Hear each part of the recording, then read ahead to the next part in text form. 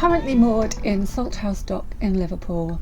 I have actual butterflies churning in my stomach because tomorrow we're going on an adventure. I don't think there's any actual butterflies in there, but feels like there are. Might be. So tomorrow morning, 7 a.m., our pilot shows up. We're going to be going down through the harbour to Brunswick Lock, just past Liverpool Marina, where we will be preparing to go out onto the Mersey. Not many narrowboats do this, and I think that's why I'm more nervous, because it's kind of an unusual trip to be doing. It is. However, we have a pilot. Current predictions for tomorrow are not too bad. They're not kind of the ideal glass smooth sort of thing, but it shouldn't be a real problem. And so once we get across to the lock over there, Eastham Lock? Well, at least once I get across. You might be taking a bus. We are travelling a short way up the Manchester Ship Canal, and we are going to be stopping in Ellesmere Port for the night, and then the next day heading up to Manchester on the Manchester Ship Canal. So 2 days of adventure. 2 days of adventure. Well, 3 days of adventure, because we have to get up the next morning to go up the Pomona Lock and get onto the Bridgewater. And we've actually got some additional crew coming along for the ride. We've got David from Cruising the Cut and Lorna from London Boat Girl. So you'll be able to go and watch their vlogs as well, because there's a good chance that I won't film anything tomorrow. And we decided to record today because we're leaving at 7 a.m. tomorrow, and I'll be far too nervous to record anything. Plus, it won't be that bright in the morning. No, it's not that bright now, which is why we're inside. Good point. Should we go over the logistics of this whole thing? Yeah, so we've had this trip in mind probably since we were in Ellesmere Port and you met Stuart, the pilot, who was about to bring a boat the other way. I've had this trip in mind since we were in Los Angeles. And there are some logistics involved, which I think is one of the reasons why not many boats do the trip. Yeah, so you schedule the Liverpool link.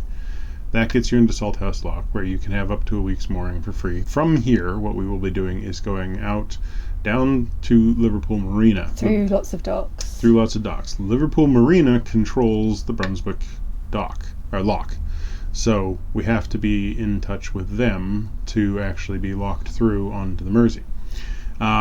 There is also Eastern River Control, who has to be told that we're going on to the Mersey and what we're going to be doing in terms of transiting it. Then once we get off the other end of the Mersey, we want to go up Eastham Locks, and that takes us on to the Manchester Ship Canal. The Manchester Ship Canal is controlled by Peel Ports, and Peel Ports has a lot of requirements that you have to meet before you make this trip. You have to get permission for each of the transits. You have to apply for that permission by filling in a form. At least 48 hours ahead of time. And pay the fee. And pay the fee. And you have to do that, you have to have your what's called the Seaworthiness Certificate.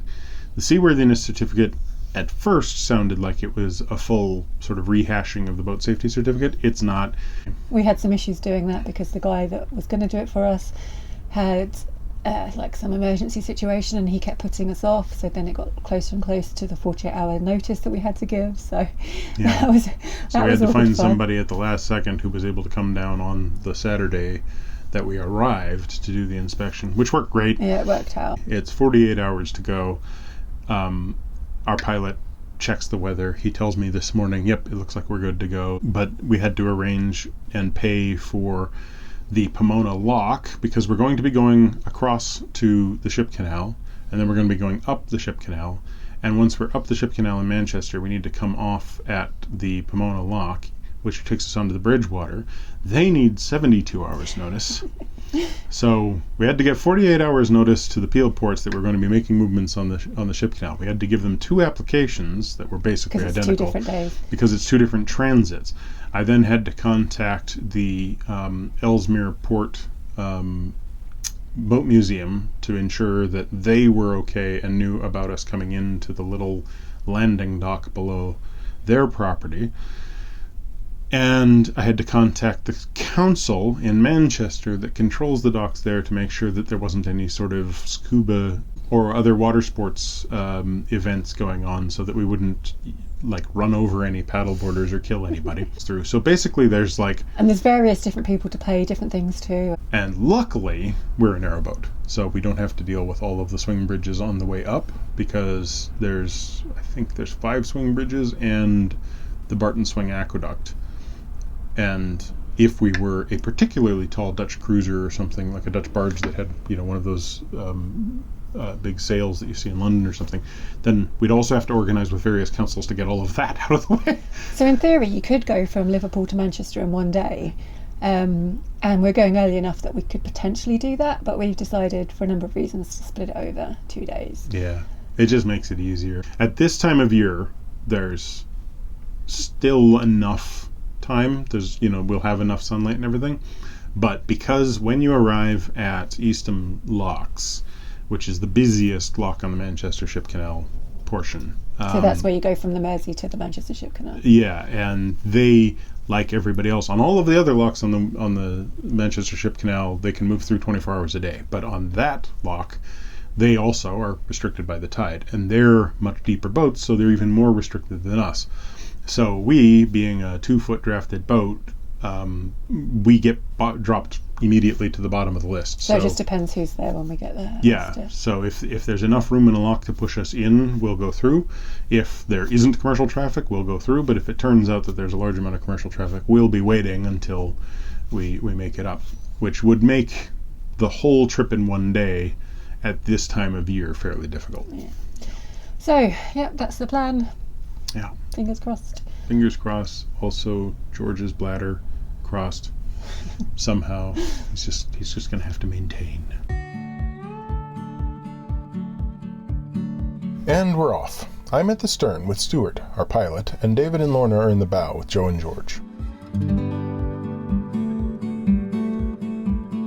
We leave our mooring in Salthouse Dock and head towards Brunswick Lock, which will take us out onto the river.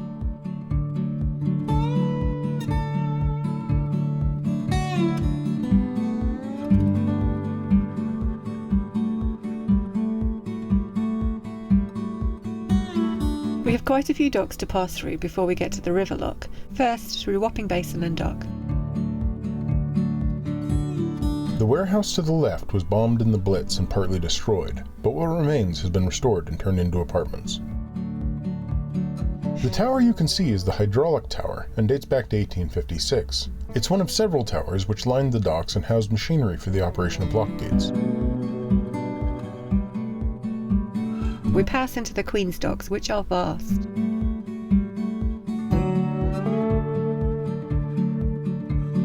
The Keel Apartments were formerly Her Majesty's Customs and Revenue Offices. A steel structure has been added and the building now straddles the old graving dock.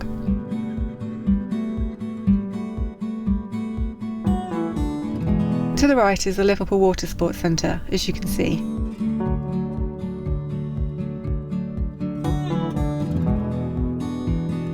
This is Coburg Dock, which is one of 2 occupied by Liverpool Marina, along with the Brunswick Dock ahead of us.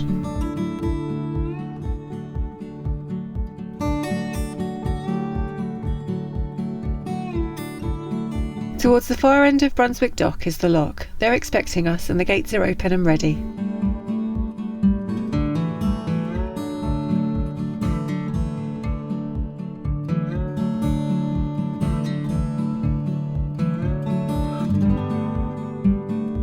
This is the first time we've been in a lock with a floating pontoon, so we pull up on the left and tie on.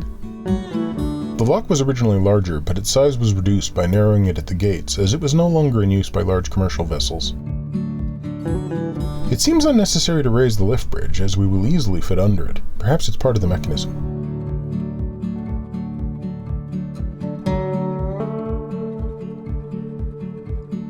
The rolling gates open and we see the water rushing out, and the floating pontoon descends as we do.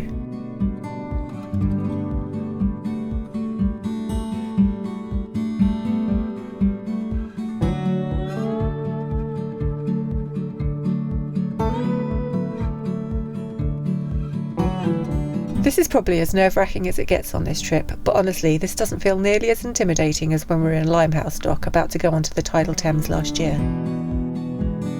Whilst in the lock, the pilot tells us he needs everyone on the stern for the crossing. This isn't ideal as it's going to be a tight squeeze back there with 5 people and a dog. At least having to move distracts me from the fact that we're now leaving the safety of the lock.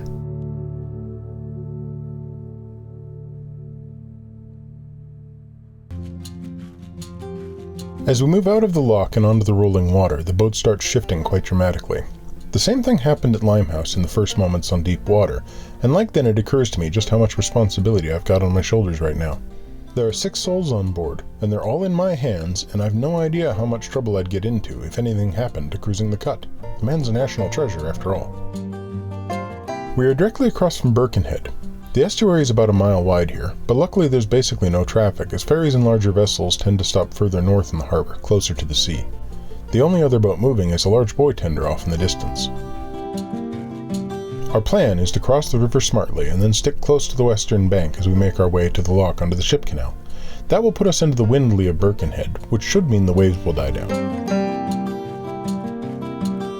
It's not long before we cross the tide line, where we move into darker, faster-moving water coming up the inlet that starts to push us upstream. That's when Stuart tells me to aim for a specific point on the skyline to keep us on course.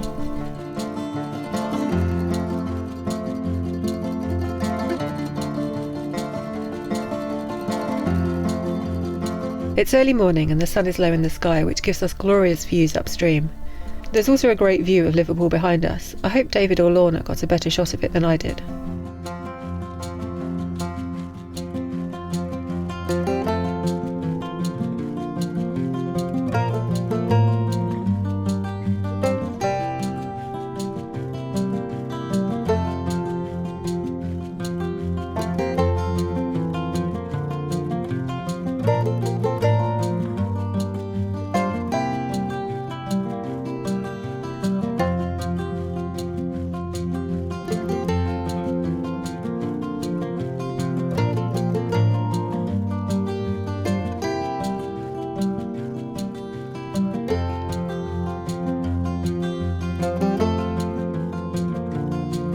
Sure enough, as we get closer to the shore, the winds die off as predicted, and the water goes almost as smooth as a canal.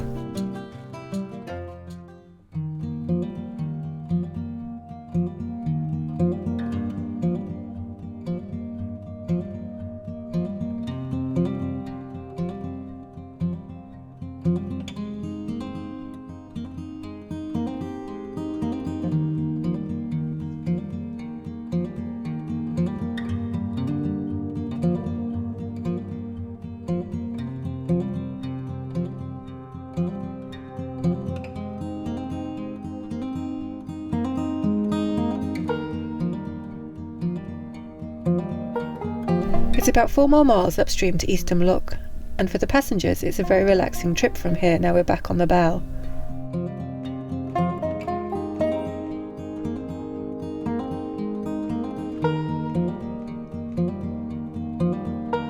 There are lots of wharves along the river and it's pretty industrial, but the water's calm and quiet and it's a beautiful morning. Even George is enjoying himself, especially as there's extra fussing from David and Lorna.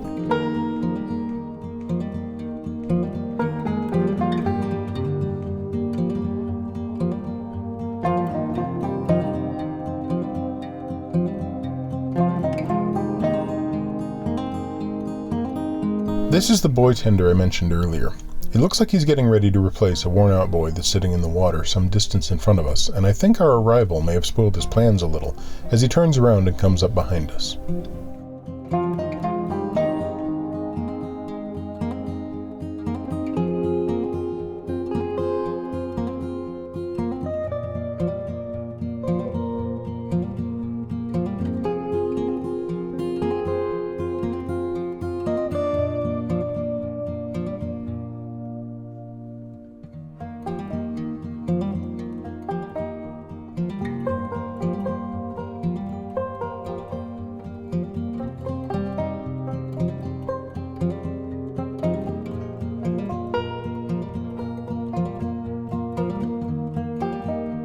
We can just make out the lock in the distance.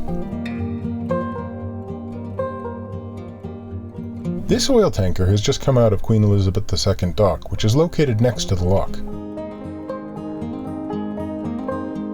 Stuart gets in contact with Eastham River Control, and we receive orders to turn about and hold our position near the shore to clear a path for the commercial boat.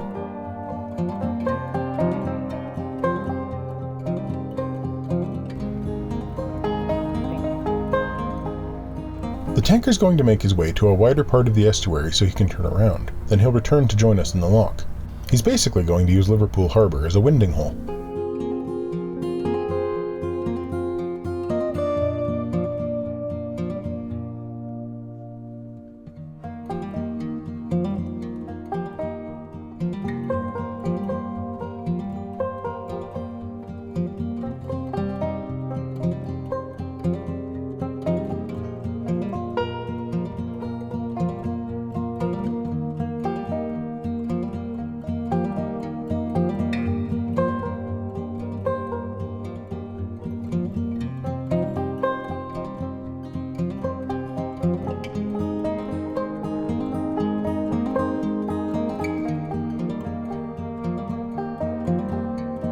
This little dredger will also be joining us in the lock. He's going ahead and will wait closer to it.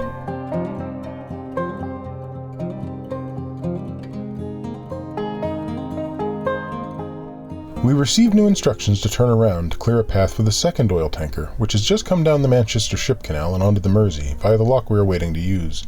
He's also going to wind in Liverpool Harbour and will come back to berth up in the Queen Elizabeth II dock.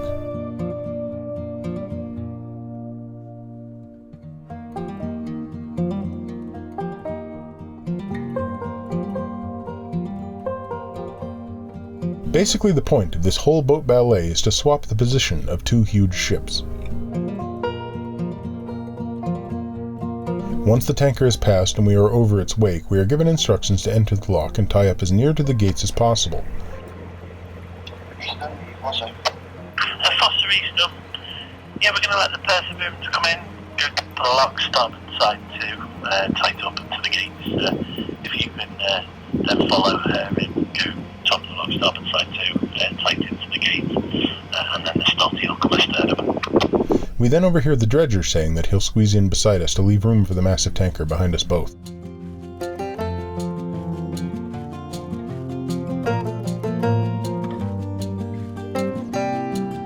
On the front of the boat, we're blissfully unaware of any of this, but are pleased when we start moving again.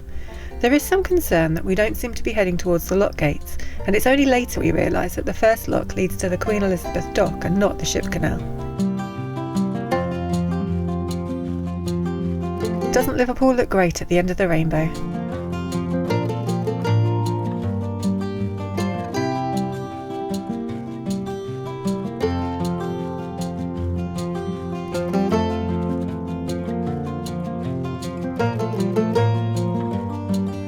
You can see the dredger to the left of the lock waiting for us to go in. He's very kindly gotten out of the way for us.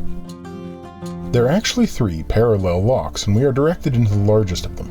It's huge, 600 feet long by 80 feet wide.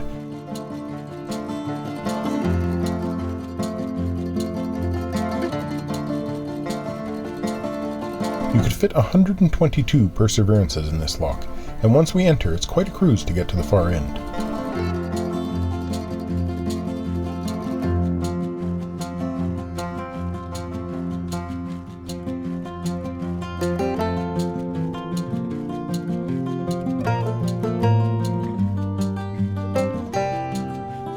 David gets us tied on at the front with a miraculous throw of the line, and the dredger follows us in, and then we sit and wait for the tanker.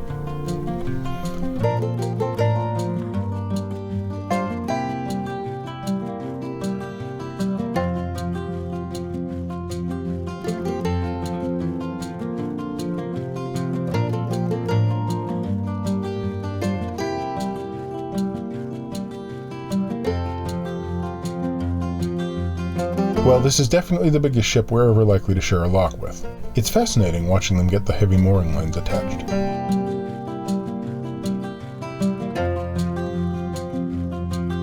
The concrete chevrons on the lock walls are there to enable large ships to rise and fall with the water without scraping too much on the walls. The ascent is very gentle and surprisingly fast considering how much water it must take. I'd estimate the equivalent of about 3.5 Olympic-sized swimming pools, or 8,640,000 liters.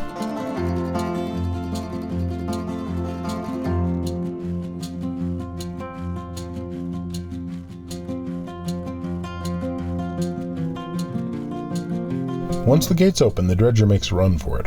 He isn't waiting.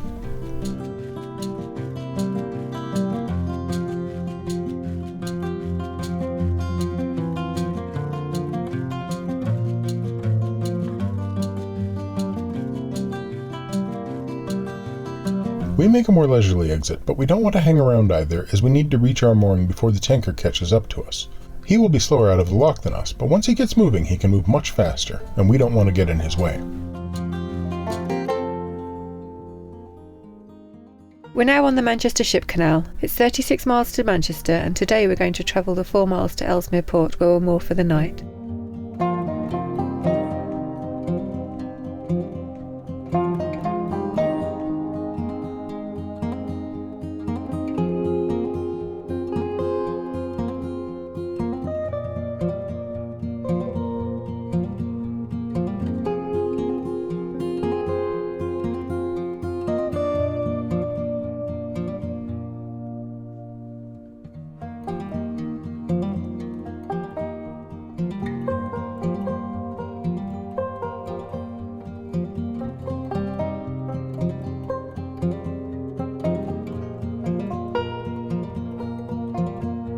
It's very industrial all the way along here. This is an aggregate supplier. The rather large cargo ship, the Lady Layla, is moored outside, and when I checked her location 2 months later, she travelled as far as Turkey on her way to Romania.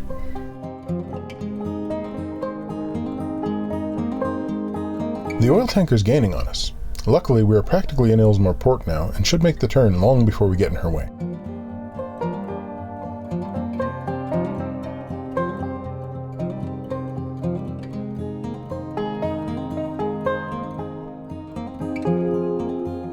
And here's the turn into the somewhat rough and ready basin, where we will be spending the night.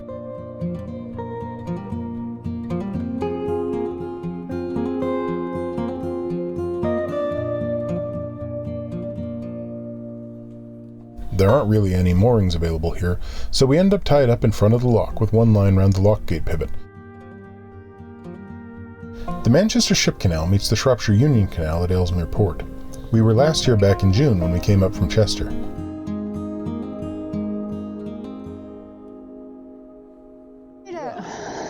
We made it. We're in Ellesmere Port. We've lit the fire, we've had some lunch. David's having a nap. Lorna's going off on tangents. Yeah.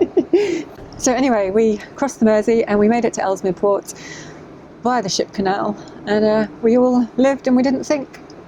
Yeah.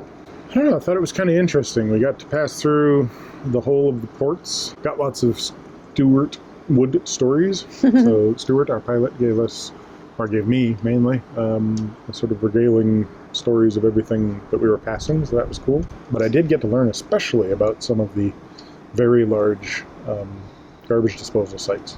I don't know, what did you think? Out of the lock or into the lock? Into the lock was fine. I was just like slightly nervous. But and then there was those neat floating pontoons. Yeah, so yeah. And they ride up and down with the tide, so you're tied to a pontoon, and it and you move up and down. So you don't really feel like that you're dropping in the lock because you're tied to that. No. And then the gates open slightly and the water floods out. And it actually looked quite flat out there compared to when we went and did the Thames. But the bit where we were actually moving out, the pilot asked us to move from the bow to the stern. He thought it was safer. So when we actually came out of the lock, I was transiting from the front to the back. So I didn't have that whole kind of anxiety of going out from the safety of the lock to the big-eyed, wide-open estuary because I was walking through the boat.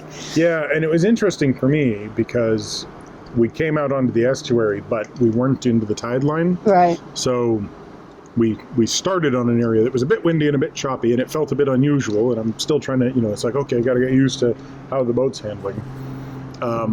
And then everybody crowds onto the back as we're moving across. And then we cross the point in the river where you can see you're going over deeper water and the tide's moving this way. And all of a sudden, everything starts to move. Like you could see the front of the boat going up and down and side to side. And it was just like not a huge amount, but just enough to be a little bit like, this is not normal for a narrowboat. But like the whole way I felt, because when we did the Thames, sorry to keep comparing it to our Thames video. If you haven't seen that, go and watch that. But when we did the Thames, I remember thinking, like, how am I going to get through the next 4 hours of this? But I didn't have that feeling at all. It just felt very in control and safe. And yeah, which is good. I mean, basically, we were more or less coming straight out of the lock and then going straight as quickly as we could, directly all the way across the river to the other shore, where we turned and more or less just hugged the shoreline the entire time. And that meant that for at least, I'd say probably the 3/4 of the whole transit, we were essentially sitting, in the wind shadow, so in a nice sheltered area, and the water just went basically completely flat, like being on a canal. Yeah. Okay, there was some current, but it was, pushing us more or less toward the lock. It was neat when the buoy tender was out there. I didn't realize that's what it was doing. I was getting a bunch of sort of blow-by-blow commentary, so I figured out it was a buoy tender. And it was just interesting watching them because essentially what they were doing was pulling an old buoy out of the water and dropping in a new one. But that meant that one of the buoys, which tells the big boats what their channel is, was temporarily out of place. And instead of it being, a nice green buoy that they knew what to do with, there was a blue boat kind of moving back and forth. Basically, there were these two 90-meter boats, ships, which were switching positions. So one was coming out of a lower holding dock, through a lock, out onto the Mersey, to switch around 180 degrees, come back into the lock that the other one was vacating so that it could swip around and go into the place where the first one was. So it's quite a big operation. And we were just like keeping out of the way, basically. Yeah, as these things that are 60 times our length go shooting past at really quite high speed. I was kind of impressed with just how quick they were moving. So then we were sat in the little sheltered area while their manoeuvring was happening for a good half an hour, I'd say, maybe longer. Yeah. Until finally, after the second boat left its lock and we were clear of it, we got ordered to come in first into the lock. We were given a bunch of instructions by Stuart as to where to throw the ropes and stuff because we weren't going to get any help. But I think it turns out that when you pay, when you're a narrowboat and you're a pleasure boat, you're paying a higher fee than the commercial fee, so I think you get a little bit of a deluxe treatment. So a guy came over and caught the rope and actually pulled us in. And then we waited ages for the boat to come in behind us because we were big ship, yeah. And you could see it a long way off, and it was coming really, really slowly. Like we must have waited in there another half an hour. Yeah. And like someone made the comment of like, oh, or maybe it was me. Like I wish they'd hurry up. And then you kind of think about it. I don't want them coming into this lock at speed. Any faster than they're moving. Yeah. In the lock through the camera, it didn't look that big, but then I just thought, imagine like a little narrowboat moored next to it, how tiny it would look. Well, I loved it when he came in. And his crew tossed down some lines to the people on the side, and then those lines are used to pull down the actual mooring lines, which are much bigger in diameter, and they were getting all moored up. And of course, just like I do, they pulled in and they got their back end, but then their nose starts to pull off to one side. So he's like, oh, I'll just hit the bow thruster. And their bow thruster kicks in, and it's moving more water than our entire boat in like a tenth of a second. I'm sitting there thinking, should I go, you're cheating? So it was actually over really quickly, despite all the waiting around. And then we had a genteel cruise up the ship canal to Ellesmere Port, and we're actually in like a little... Genteel? We were hauling butt.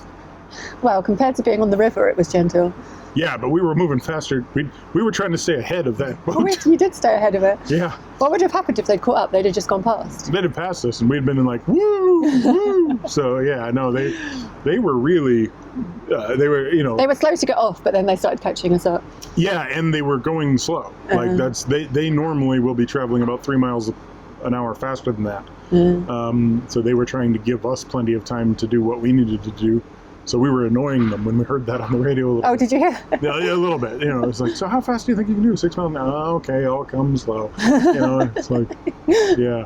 So it was, and there's these tugs that were involved to help them move past this portion here. There's a bit of a turn up ahead, apparently. It's a bit of trouble. And those tugs, they were sitting beside the dock as we came into the lock. And in the last, 2 minutes, they just backed up, and zoosh, and they were off so fast. Yeah. But so they were there. They were going ahead to help that boat behind us. Yeah. And he had said, if there's any tugs in the water, just pay attention to the fact that they have 2 speeds, off and too fast. And that's pretty much what was happening. It was they didn't dally.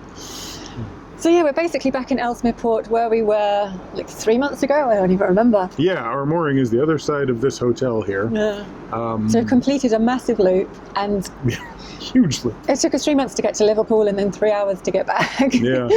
And tomorrow up the ship canal. Yeah, tomorrow evening we'll be in Manchester. Knock wood. Thanks for watching the video. Hope you enjoyed it. Give us a thumbs up if you liked it, and comment down below. Subscribe to the channel if you haven't already. And of course, hit the notification buttons if you want to hear more of this nonsense in the future. But if you want non-nonsense, go and watch David and Lorna's videos. We'll link their channels below, and they've also vlogged today's journey, so you'll get it from a different point of view. 3 different perspectives.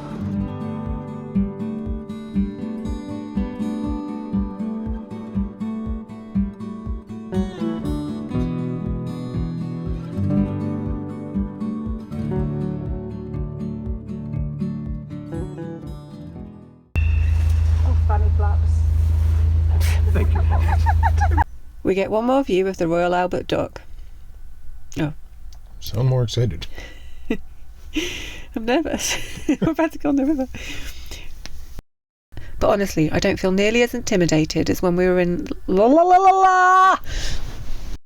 At least having to move distracts me from the fact we're leaving the safety of the lock. I hope David or Lorna got a la la la. And for the passengers, it's a very It's about 4 more miles upstream to Eastham Lock, and for the passengers it's a very relaxing cruise. Ah! Don't laugh at my pain. Jesus. I'm not laughing at your pain. I'm laughing at the funny way in which you express it. It's frustration. Blah! It's about 4... Now I'm laughing. It's about 4 more miles upstream to Eastham Lock, and for the passengers it's a very relaxing trip from here. Now we're back on the bow! It's about 4 more miles upstream to Eastham Lock, and for the passengers it's a very la la la la la. He's basically going to use Liverpool Harbour. Liverpool? He's going ahead, and we'll wait that clocker to it. It's to swap the position of 2 huge ships.